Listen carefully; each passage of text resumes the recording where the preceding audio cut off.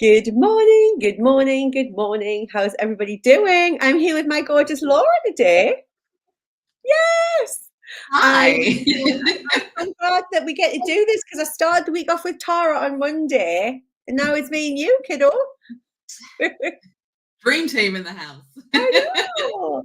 I love your cardies. I love anything leopard print. I'm like a magnet. Scamp and Dude Love all the way. I love it. Laura loves those as well. Yeah, fab. I mean, it has been like a whirlwind of a year. Let's just put it that Yeah, way. we'll go with that. Like this time last year, would you have dreamt that you'd be doing the things that you're doing right now? Oh God, no. Not in a month of Sundays. Like, just no, it wouldn't have happened. Crazy. Yeah, it's mad. Honestly, when you take a step back and genuinely look in from the outside, it's this. What? I know. It's almost like it's like almost like it doesn't make sense, does it, when you start No. doing this work? It's not like you came to us and went, oh, like my business is crap and I'm broken. I've got all this trauma that I need to work. It wasn't like that at all. Was it like you very much came in your power saying, like things are pretty good. It's not that they're not good, but I'm just curious to explore like more. And then there's like this little pipe dream thing over here that I've got. Yeah. I mean, that was just it. Like, because I came into yours and Cheryl's world through selling with Certainty and Soul. And I thought genuinely that I was joining that to just like take my business up to the next level, think about how I was pricing, charging, what I was doing, how can I get myself out there more. And on one of the sessions, I can't even remember what your question was, but I've got one of those remarkable like electric notepad thingies that you Yes, Cheryl loves them. it's brilliant. And I've just got pages of like I can't even remember what your question was, but literally my brain just went and I wrote and wrote and wrote and wrote and wrote like an absolute crazy woman. And nothing I wrote had anything to do with my business. Nothing at all. Yeah. And Yeah. that was just like, where the what? What is going on? Because you weren't even able to do it live with us, were you? You had things going on, your dad had been important, so you were like doing it on catch up after the fact. And I was like, because a lot of people will say that, they're like, oh, well, I can't make the live. I'm like, honestly, it doesn't matter. Like, you'll get the same out of it. It's more fun, obviously, being live. You're gonna ask a question, but you were just committed to it, and you were like, right, this weekend I'm doing the work. And Yeah, and if anything, like you say, like my dad was in hospital at the time, so it was actually a nice thing for me to do to take my head off what the hell was going on in the private life and all the rest of it. yeah, It was actually right, I can do something for me now. Let's just see what I get out of this. And it literally that stream of consciousness that came out on the paper was all about starting an animal sanctuary. Now, you know, everybody who knows me knows I am a crazy dog lady. You know, it works on multiple levels. I am a crazy lady with dogs, and my dogs are crazy dogs. So, you know, I am the crazy dog lady. it just works. It just You're works. not really crazy though. You're just like insanely talented, and you happen to love dogs and rescuing specifically dogs who probably just wouldn't be able to be rehomed anywhere else. Like this is Yeah, I so hard. affectionately call them my nutters with issues, Yeah, and you know, they are the ones who've either been, you know, they've been written off, they've been deemed aggressive or out of control, or even in a couple of cases, we're going to be just put to sleep. And I can't let that happen, you know. And for me, it's the joy of not having kids or anything like that. I'm not kind of worrying about if I bring this dog in, is it going to eat my child? It's just yeah. like, bring this dog in, it might eat me, but you know, hey ho. You're literally like the dog whisperer. Like I love hearing the stories about the dogs and how they're reforming with you, and they get all this love. And it's like you just see them and hear them and accept them, and you're not trying to change them per se. You're just trying to help them get past themselves so that they can be safe and have a happy life. Like that to me is what always comes over when I hear about the dogs, and it's so different to what you actually do. Because tell everyone what your business is, because not everyone know on my LinkedIn and stuff. So Yeah, so the business that I do that brings in the money that means I can actually keep the dogs in the standard of biscuits that they're accustomed to. is I help fairly big businesses implement big computer systems that they can run their entire businesses on. So, you know, a lot of businesses, even now, tend to run things on systems dotted all over the place that they've kind of bought when they were growing or whatever, and they needed more functionality, and they bought these smaller bits, but they're all completely disjointed.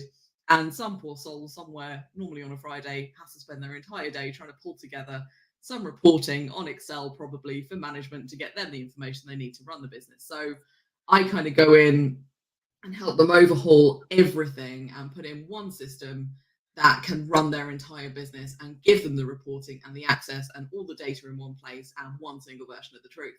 Yeah. So, you know, it means that the businesses I work with can have the right information to the right people at the right time to make the right decisions. It just works. And yeah, nothing like me and my Nothing like. And that was, I think, we originally, because we met in Leah's Incredible The Hold, didn't we? Because we both in The Hold, and that was how we'd started talking originally. And we're talking about just imposter syndrome, money mindset, that. And I was like, jump into this training, it's going to be a lot of fun. And then that was it, wasn't it? You were like, yeah, pretty much. And then literally after having that moment on the call when I've just filled pages and pages and pages of notes, I jumped into your Elite Mastermind because it just felt like the right place for me. yeah. And I stand by that. It absolutely is. And the women in there are incredible and so supportive and wonderful and all the rest of it. And literally, it's just been like pretty soon after joining, I was like, well, I know quite a few people that do animal rescue and that sort of stuff. So I'm like, why am I not chatting to these people? So I kind of pinged out a bunch of messages to them, just kind of saying, you know, how do you do it? How did you get started? Like, because that was where you were stuck, wasn't it? Originally, when you knew, because a lot of people say, I don't know what to do with my life. So sorry for interrupting, but I think it's a really important coaching moment, because we were like, you do know, but if you don't necessarily know how it's going to be a business or make money or become something, and that's then a lot of people go, well, I don't understand that next step. So therefore, I just keep telling myself I don't know what to do with my life. What they really mean is, I don't know how we'll make a living out of it, or how it's an actual thing. And we had said, don't worry about that. Like, just join the elite, because we don't want you not to follow this up. We don't want you not to do the thing. And we want you to be accountable for it, because the world needs what you do for more animals. And let's work out, trust the universe, everything else, that how it happens will unfold as you take towards it. And you were like, right, okay, let's do it. You were like, yeah. And so like, I remember, I pinged out a load of messages to a whole bunch of people saying, like, how did you get started? Do you own your own land? Like, do you rent your land? How does this work? And amazingly, like, they were all incredibly supportive. I thought they'd just be like, another random crazy nut job, like, why are you bothering me? But all of them, without fail, were just like, oh yeah, we started off here, we do this, we do that, we kind of part own, part rent, we did this, we grew, we blah, blah, blah. And then it was just like, okay, so if they started fairly smallish, I can start fairly smallish. And then, like, I remember on my, like, introductory call with Cheryl, just like, she was like trying to get me to kind of put timescales on stuff. And she was like, do you think you'll be doing this in however long? And I was like, I don't know. And she was like, well, do you think you'll be there in 3 years? I'm like, maybe. That sort of feels about doable-ish, maybe. And then, so after doing all of that sort of stuff, reaching out to these people, and just suddenly I had a drop in the middle of the summer that just sort of went, you already are a sanctuary. For the ones you have with you now, you are their sanctuary. It might not be a big, massive thing, but for the 4 dogs and the cat I currently have, I am their sanctuary. They love their little life with me, and all is well. So I was just like, okay, cool. So we already am. Right. So how do I take that to the next level then? And I'd had work done on the house, and I asked a LinkedIn friend of mine to come and do some valuations on it, because she's an estate agent, and she came around and did. And less than a week later, she was like, right, I know you're not on the market. I was like, oh God, where's this going? And she was like, but I've got a couple that I think would love your house. Can I bring them round and show them? I was like, yeah, okay. kind of like, maybe, yeah, sort of. This is weird. But then it was all crazy because the day they came to view it was the day I picked up dog number 4. So it was like the maddest day ever of like running around getting the house ready for viewing and then driving halfway across the country to pick up a dog and then come back and that. But then they came back with a really low ball offer and I was like, nah, like you're taking the mick. You're trying to be, I get it. Everyone wants a bargain, right? And all of that sort of stuff. And I ignored it and I got some more work done on the house, which I was already had planned in. And then almost a month later, I got a phone call from the estate agent again saying they want to make a different offer. I was like, okay. And it was so funny because she'd obviously given me a value, but I had a number in my head before she even set foot in my house as to what I thought this house was worth. And she said the number and it was my number. And I was like, well, it's theirs then. Do you know what I mean? Yeah. But it was so funny because she'd obviously psyched herself up because it was slightly lower than what she valued it at. And she literally starts doing that. I know it's not quite what we said, but actually given the market conditions, I think, and I'm like, I've literally said, you can have it. Yeah. And again, for people selling, it's a really good lesson because we oversell when we think it's not what someone wants to hear. So we overtalk, right? Rather than just telling someone and letting the grown up decide. I must have told her 3 times. Yeah. It's fine. And just still selling it. But it's such another good example though. Like, and this is why I love when we chat so much. And obviously me and Laura have got the DMs and the Voxer group with the other elite ladies. So we get like a front row seat to this whole journey, which has just been mind blowing. And it's that perfect example of, we always say, once you've made that decision, so once you've made this decision, well, actually, I already am a sanctuary and I know it's going to get bigger and I don't know how, but I'm open to say everything in the universe will just change on its axis to conspire to make that happen. You didn't have to do masses, Dave, just like the decision, make a few phone calls, and then stuff you couldn't in a million years have guessed, then just starts like lining up. Yeah. And like, I mean, even today, right? So the house that I'm buying has got 4.8 acres of land, and I think I'm really frustrated right now because like my head is already there and reality just hasn't caught up with where I'm at. And it's like, come on, people, come on, let's get down there. Oh yeah, we missed that bit where you went and hired someone to find you like the perfect animal sanctuary, and then have literally bought like the forever landed home. Like that came next. That happened. Even when you were seeing houses, again, from a creation manifestation perspective, you were very much of the mindset of you were going somewhere and you were like, if it's meant to be, it'll be. Yeah. You were just taking the right action and trusting that the absolute perfect space, house, land is going to come in the perfect time. And it was like everything that you wanted, wasn't it?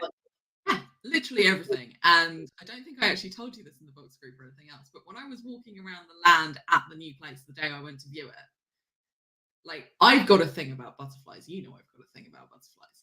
We do have a butterfly tattoos. Yeah. And another one of our joint things, we have a butterfly thing. We have a butterfly thing. And so, like, they've always been my thing. And if I'm in a life-changing moment or making a life-changing decision, inevitably, if it's the right one, butterflies appear.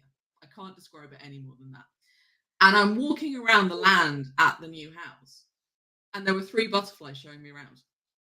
And like no one else knew it, and I'm just you're like around grinning to myself, going, "It's okay, this is the house then." The butterflies are here.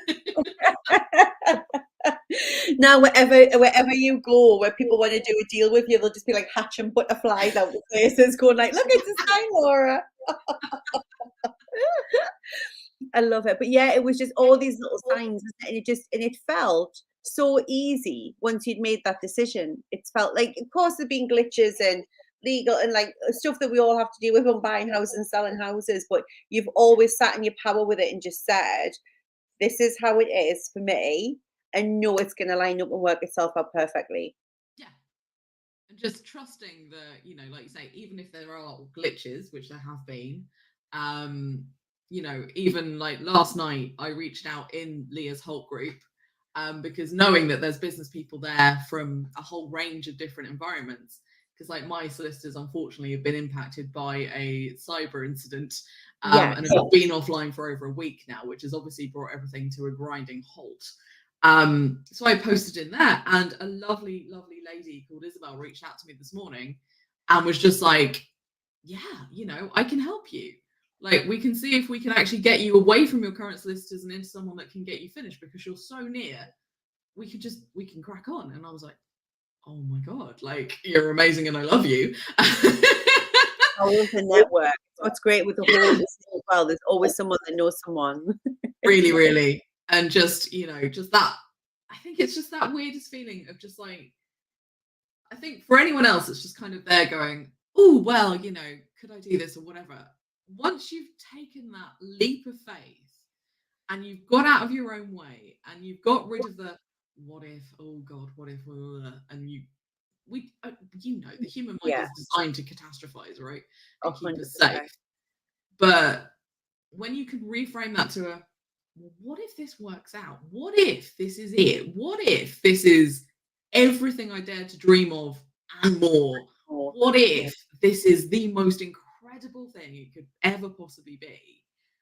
And you go with that, like you say, everything just sort of slots into place weirdly for you, Yeah. like you say, with minimal effort, which sounds bizarre, but like none of this has felt hard. Yeah. This has felt like a slog. This has just felt like the most natural thing in the Natural world. thing.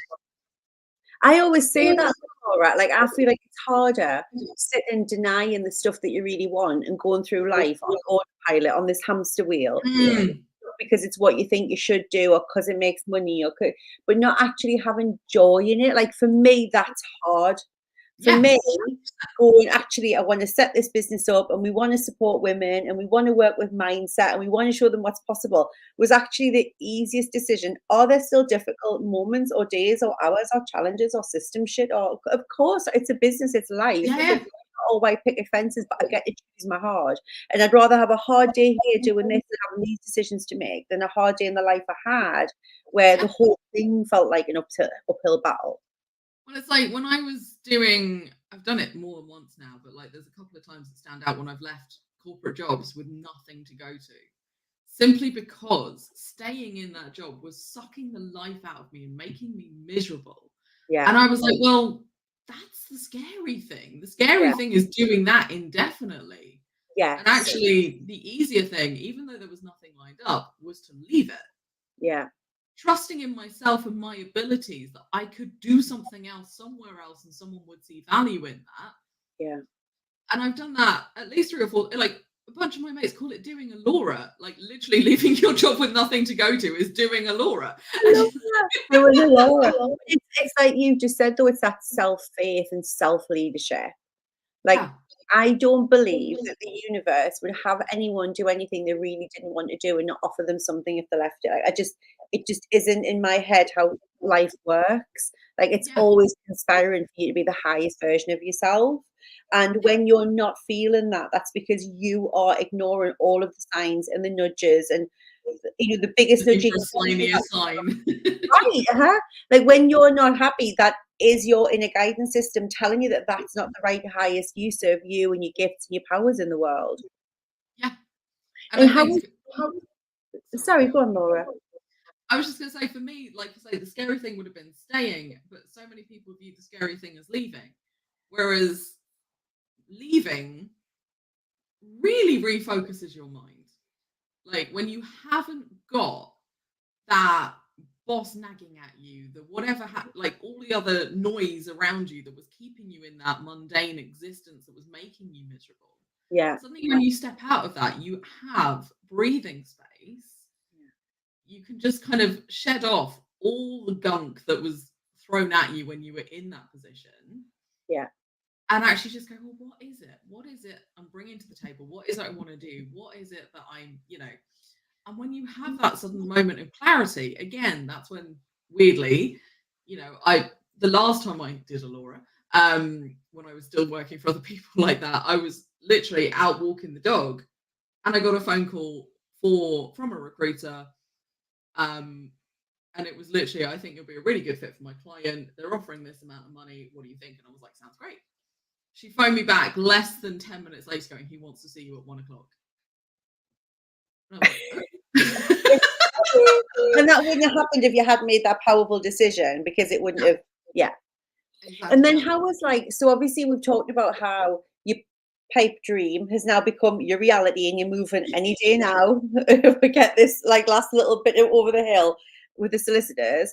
But how has like business change, or how have you felt differently in your business, like in the 6 months or so, however long it's now that we work together? How has that changed since April?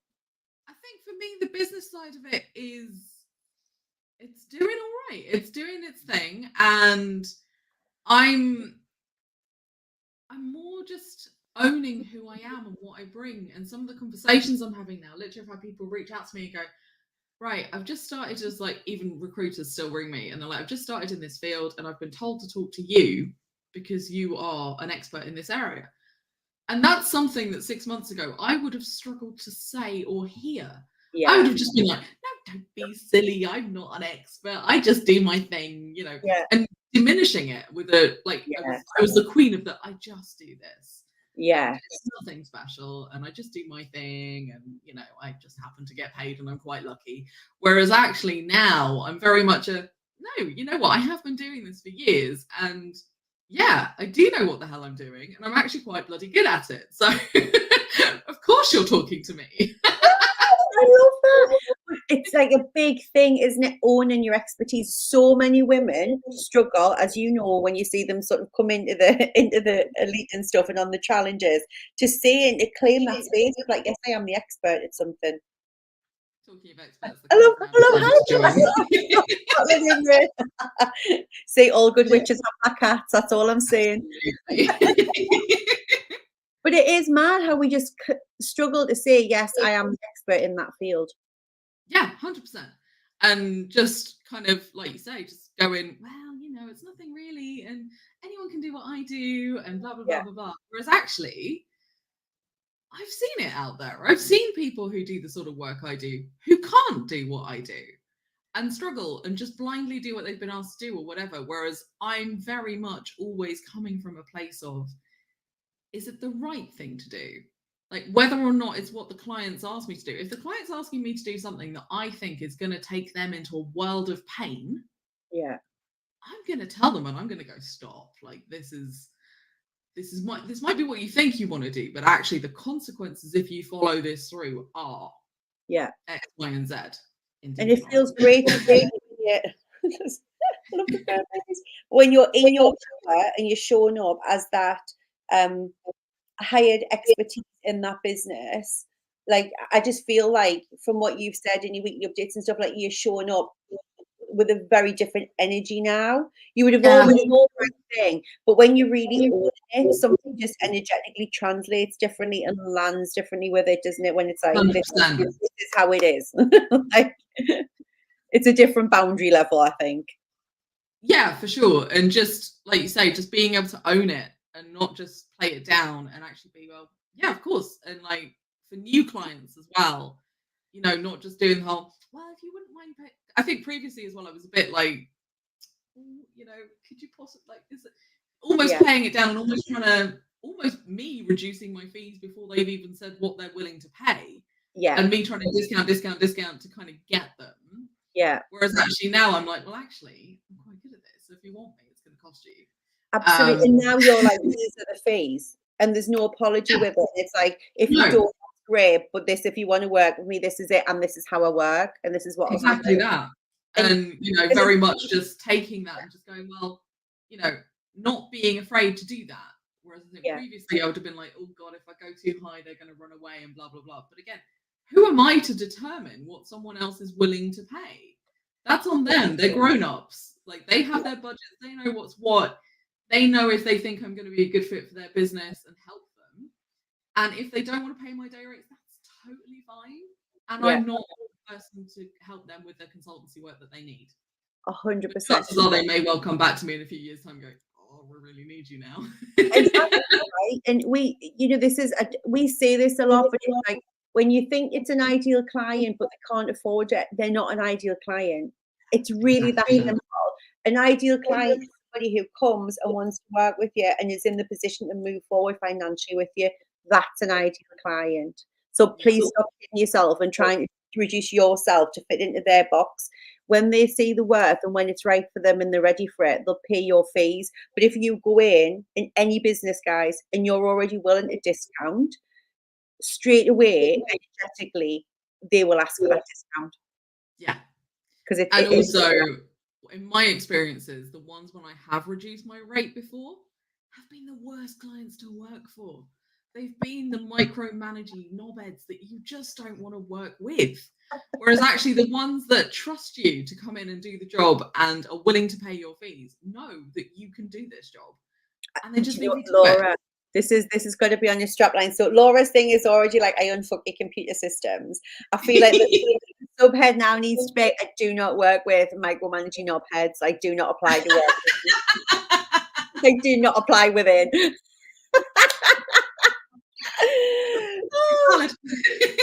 So let's wrap up on then the vision of the animal sanctuary, of what you're creating. Like, what will it look like in 12, 18, 24 months from now?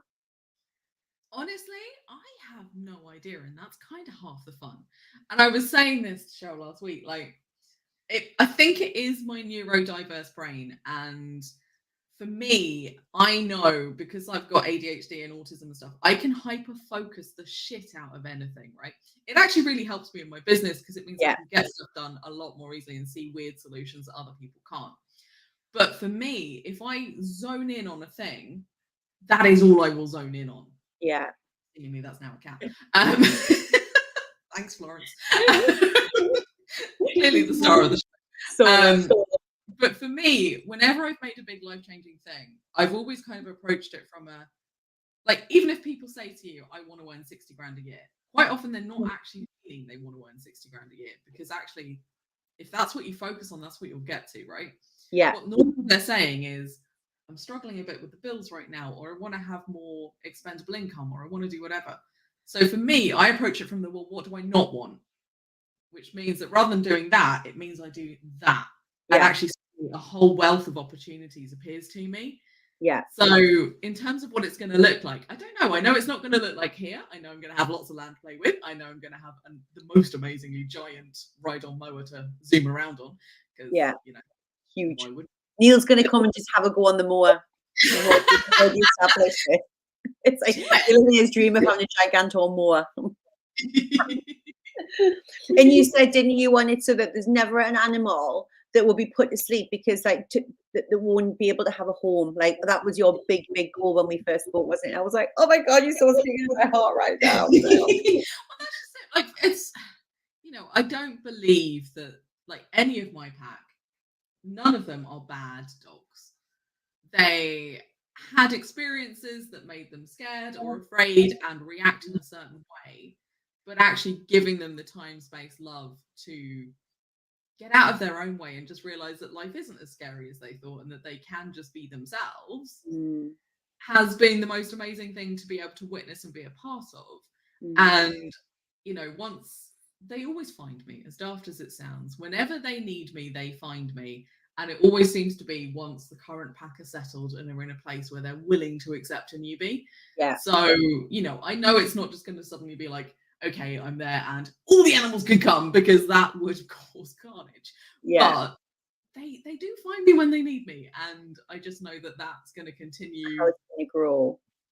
Yeah. Oh, I love this. Thank you so much for sharing so openly with everyone, like, what your journey's been like. I am inspired every time we speak. I love you so much. I love the pack. I feel like I've met the pack. Like, I'm aware that I haven't yet, but like, I definitely need to meet the pack at some point. Well, when we're in the sanctuary, you will have to come down. Yes, absolutely. We'll be doing corporate days down there, like, for our team. We'll be having like. And Neil can play on the mower in the background. He'll be fine. Yeah. Oh, and Shelley, I'm glad you've loved it. And like Angela was saying, it really resonates with her as well. And butterflies at Angela Stein as well. And yes, if you have got any, make sure you connect with Laura on LinkedIn as well, because that's the power of it. And thank you. If you want to know anything about our elite or our mastermind, or some of the, like, like how it works and the work with Laura, just drop me a message and we can have a little chat as well. But it's been an absolute joy, and I just can't wait to say the next 6 months brings. Like, I love it. I love every single session, and we've got our elite retreat next week as well, haven't we? So that's going to be a lot of fun. So thank you, Laura, and everybody for joining in. And if you watch it on replay, add your comments because we still love reading them and chatting back with you. So have a fab day, everyone. Happy hump day.